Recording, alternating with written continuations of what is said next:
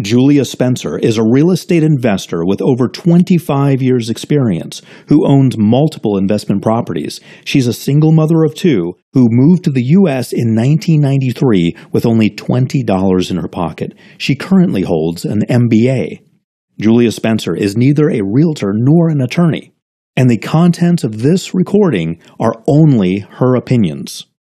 Get her free guide to investing at juliamspencer.com. I'm your host, Dr. Steve G. Jones, multimillionaire and hypnotherapist. My website is stevegjones.com.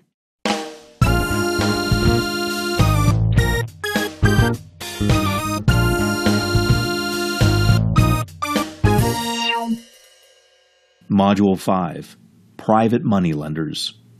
Julie, that question was actually going to be my last question, which was best sources for finding investors. Okay. Which include, obviously, hard money lenders, banks, and private money lenders, okay, and stuff like that. So, yeah, we can move right into that question. So the question is, how do you find them, or how do you deal with them, or both? How do you deal with them, and then how do you find them, or which way is the best way to go?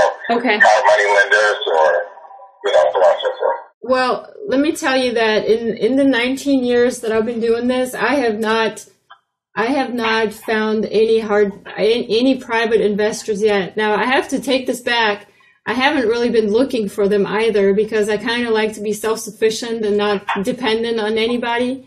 Most of the time, I've gotten my money from banks, and it's actually not that difficult to get a loan for a rental. But you do have to, basically have a down payment, which in my case was usually about 20%. And in other cases, what I've done is, instead of buying a rental property, I would move out of the house where I'm living and buying a new one. And for your own home that you live in, your personal residence, you don't have to have 20% down. In fact, most of my loans I've gotten were with 0% down and the closing costs factored into the loan. So I never really had the need for a private investor. However, I take that back. I am at the point right now is where basically I need to find some private money investors, and I found some, and I found one actually who's more than willing to go into any kind of deals and do any kind of cash, purchases, as long as they make sense. But here's the thing, how to deal with them. The one thing that private money lenders or investors they could be individuals. Well, most times they're individuals that are in completely different fields than real estate. So they don't know a lot about real estate. They kind of know that you can make a lot of money with it and you can get solid returns.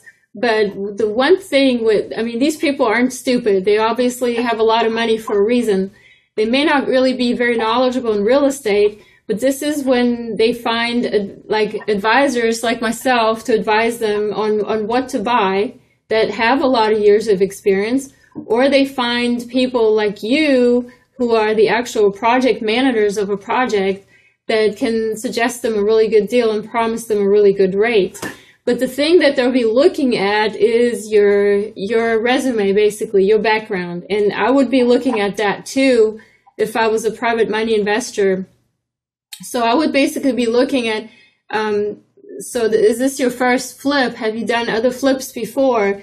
How much money have you made on your previous projects? You kind of have to, in order to get to these people, you kind of have to start.